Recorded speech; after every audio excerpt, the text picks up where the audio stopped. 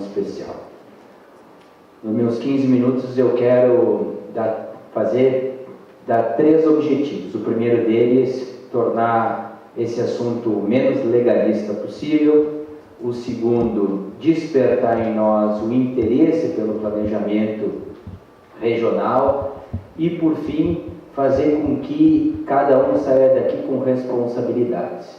À medida em que nós dividimos conhecimento, a gente divide responsabilidade. Então, todos nós estamos aqui aprendendo um com o outro na tarde de hoje e também no dia seguinte. E faço essa provocação colocando uma frase do Michelangelo. No momento em que o Brasil estava sendo descoberto, Michelangelo já enaltecia a importância das cidades. Eu nunca senti a salvação da natureza. Eu amo cidades acima de tudo. Dando a impressão de que se nas cidades nós temos os grandes problemas, também são nas cidades que nós temos as grandes soluções. E que é possível, sim, construir e trabalhar uma cidade preservando. E para mim não tem nenhuma diferença entre essa frase de Michelangelo, de 1500, com um trabalho realizado por um estudante de escola pública no ensino fundamental, em que na visão dele, no imaginário dele, ele está vendo o Brasil sendo descoberto desta forma. As cidades sendo construídas, e a frase aqui no meio diz o seguinte: desmatamento é progresso, diz o Alur. Fica a reflexão para nós quando nós estamos tratando desse assunto.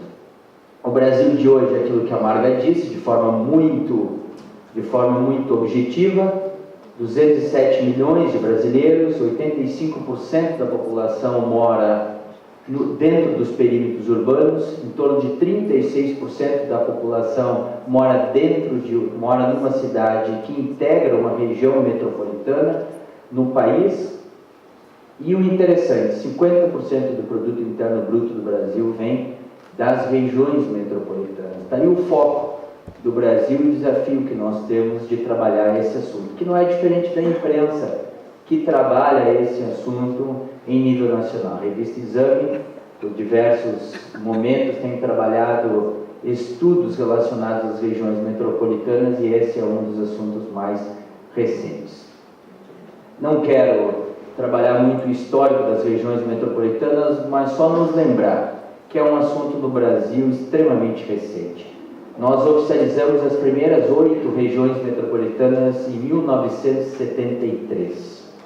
8 regiões metropolitanas foram reconhecidas em 1973, dando a responsabilidade delas somente ao governo federal. Com a Constituição Federal de 1988, atribui-se a responsabilidade aos estados de formar ou não as regiões metropolitanas, as aglomerações urbanas, entre outros. Em 94, o Rio Grande do Sul forma, então, as primeiras 3 regiões metropolitanas, a do Norte, a do Sul e a do Nordeste, e reconhece, obviamente, a região metropolitana de Porto Alegre através dessa legislação. Em 2013, conseguimos aprovar na Assembleia a região metropolitana da Serra Gaúcha e em 2015, então, o advento do Estatuto da Metrópole, que é uma lei federal que compartilha as responsabilidades, não só mais ao Estado, mas também à União. Se nós estudarmos todo o Estatuto da Metrópole, e esse também é um desafio, deixar com que essa conversa seja o menos legalista possível, é responsabilidade do Estado compartilhado com a União a formação e o gerenciamento das regiões metropolitanas. Hoje o cenário em nível nacional é esse, nós temos 37 regiões metropolitanas no país, a localização delas. Eu destaco a região sul com 13 regiões metropolitanas, especificamente o estado de Santa Catarina. Dos 293 municípios que o estado de Santa Catarina tem, somente 7 não participam ou integram de uma região metropolitana. Naquele advento de naquele tempo de 1988 até 2015, basicamente todos os municípios passaram a integrar a região metropolitana dentro do estado de Santa Catarina. Dentro do estado do Rio Grande do Sul, então, oficialmente nós temos 2 regiões metropolitanas, a da Serra Gaúcha e a de Porto Alegre, que começou em 1973 com 14 municípios e com 1,5 milhão de habitantes, e hoje tem 34 municípios e 4 milhões de habitantes. Talvez seja daí, Marga, um dos fatores para nós debatermos que ao longo do tempo as regiões metropolitanas foram se descaracterizando da função original, perdendo, obviamente, as suas características. Uma curiosidade: São Paulo é a maior com 19 milhões e Sudoeste Maranhense com 345 mil habitantes. Algumas referências mundiais: quando nós comparamos o Brasil com referências mundiais, independente se é estado lá em Tulsa, no estado de Oklahoma, como em Washington, como em Paris, como em Barcelona, que foram oportunidades que nós tivemos de estudar, 5 características são fundamentais que fizeram criar as regiões metropolitanas. A primeira dela, governança interfederativa.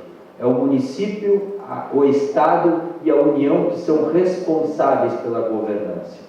A segunda característica, sempre a estrutura em 3 níveis: uma executiva, uma deliberativa e uma formada por técnicos permanentes, uma comissão técnica permanente multidisciplinar, que tocam o dia a dia dos projetos das regiões metropolitanas. A terceira característica são competências específicas. Para quais acordos as regiões metropolitanas se consorciam? Quais são os seus interesses comuns? E para ilustrar isso, eu coloquei a Lei 31 de 2010 da área de Barcelona, que em 2010 aumentou as suas competências. Então, neste caso de Barcelona, é o urbanismo, é o transporte, a mobilidade, os resíduos, as águas, outras competências como meio ambiente, infraestrutura, entre outros. São ações de interesse comum que passam a ser um dos fatores predominantes para a formação das regiões metropolitanas. Um sistema integrado de recursos, todos são responsáveis pelos interesses, mas todos são responsáveis pela alocação de recursos. E cada região metropolitana tem os seus critérios de alocação. Um é pelo PIB, outro é pela população, enfim, cada um estabelece os seus critérios. E, por fim, um plano regional integrado. Cada região tem a sua nomenclatura desse plano. Uns trabalham plano integrado de desenvolvimento, outros trabalham plano de convergência, enfim.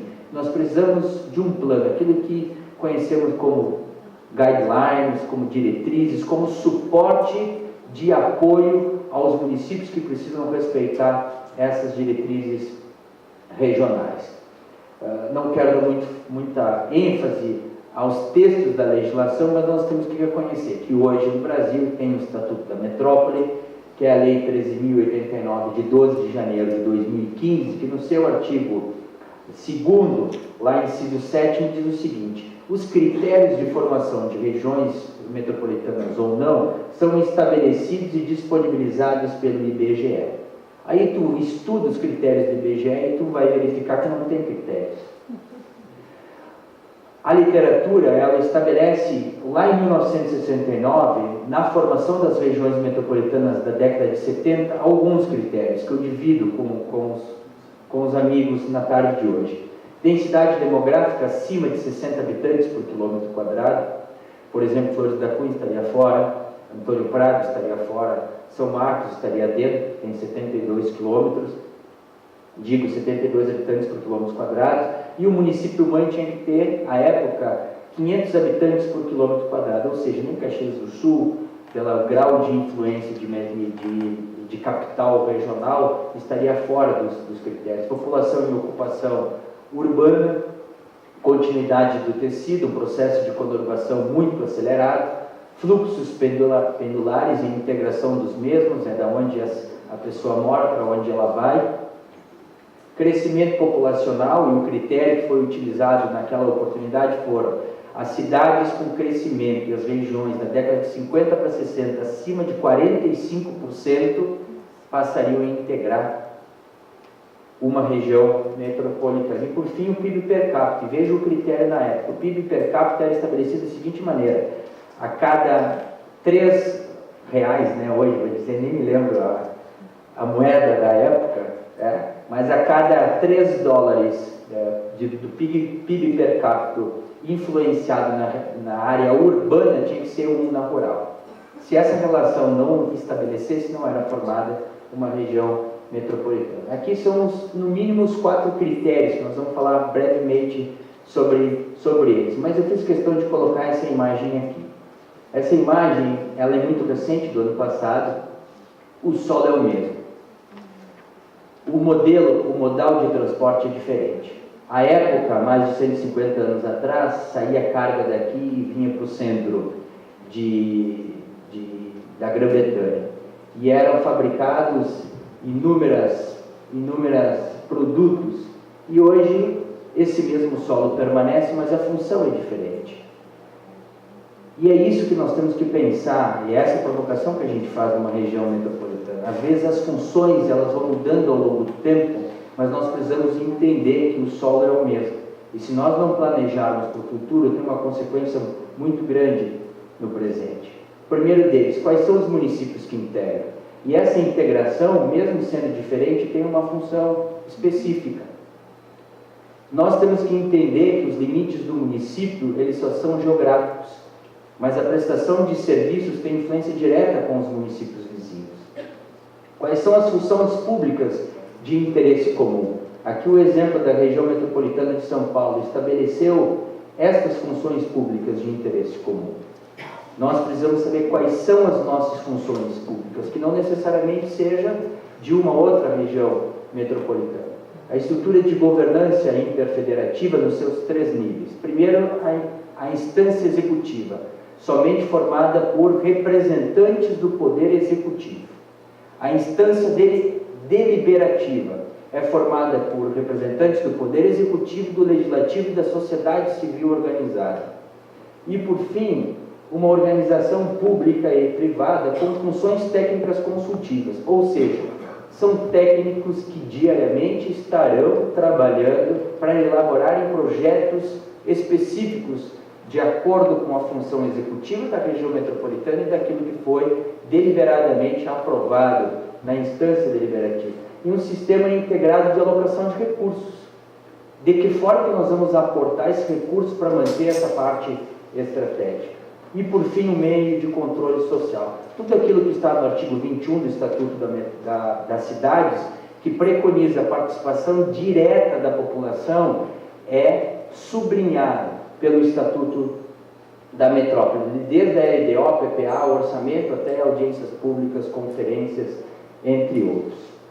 Nós não podemos esquecer da responsabilidade que o Estatuto da Metrópole dá para a elaboração do Plano de Desenvolvimento Urbano Integrado, que são essas diretrizes aqui. A Marga disse anteriormente a importância do zoneamento e do macrozoneamento. As diretrizes principais de uso e ocupação do solo é fundamental como critério mínimo de elaboração desse plano. As articulações intersetoriais, de que forma nós vamos resolver a área da saúde? De que forma que nós vamos resolver a área de transporte? Vou citar um dado. Há um estudo realizado por um doutorando da Universidade Federal do Rio Grande do Sul que comprova que a cidade que tem maior índice pendulares dentro da região metropolitana, depois de Caxias do Sul, não é Bento Gonçalves, é Flores da Cunha. E nós estamos elaborando um projeto de trem regional que descarta a possibilidade total no futuro de criar um ramal para Flores da Cunha. Nós não podemos permitir com que isso aconteça. Por falta de conhecimento técnico e de acesso à informação, nós estamos fazendo projetos pela metade. Nós estamos fazendo projetos inconsistentes para o futuro. Tá? Sistema de acompanhamento e controle e, por fim, asseguradas audiências públicas e a participação da população. Mas eu dou ênfase a esses 2 itens. Primeiro, é a primeira legislação em nível nacional que condiciona a participação do Ministério Público. É a primeira legislação. Ou seja, por que isso? Por causa desse último item aqui. Os prefeitos e o governador têm prazo de 3 anos para a elaboração do Plano de Desenvolvimento Urbano Integrado. Se não o fizerem, correrão gravemente crime de improbidade administrativa. Tá? E os prefeitos sabem disso. E eles precisam acelerar esses acordos regionais e deixarem de pensar nos limites do seu município. Os benefícios são vários, desde uma ligação de um município para o outro com tarifa única, redução de tarifa de correio, passando por projetos técnicos, mas fundamentalmente o maior benefício que tem está na face dessa criança. É a satisfação da qualidade de vida das pessoas que moram dentro de uma região metropolitana. Nós não podemos mais correr o risco de pensarmos uma região não agindo mais com responsabilidade da forma como nós não estamos fazendo nos últimos anos. Esse é o principal benefício. É um benefício intangível. O planejamento é um benefício intangível. O Armstrong, quando ele estava para ser escolhido pelo primeiro homem a pisar na Lua, a NASA fez uma pergunta para ele. Se tu tivesse um problema lá no céu, e tu tivesse 10 segundos para resolver, o que tu faria?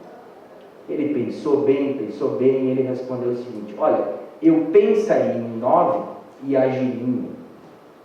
Veja a importância do planejamento e da organização que ele deu para poder, de forma precisa, poder agir.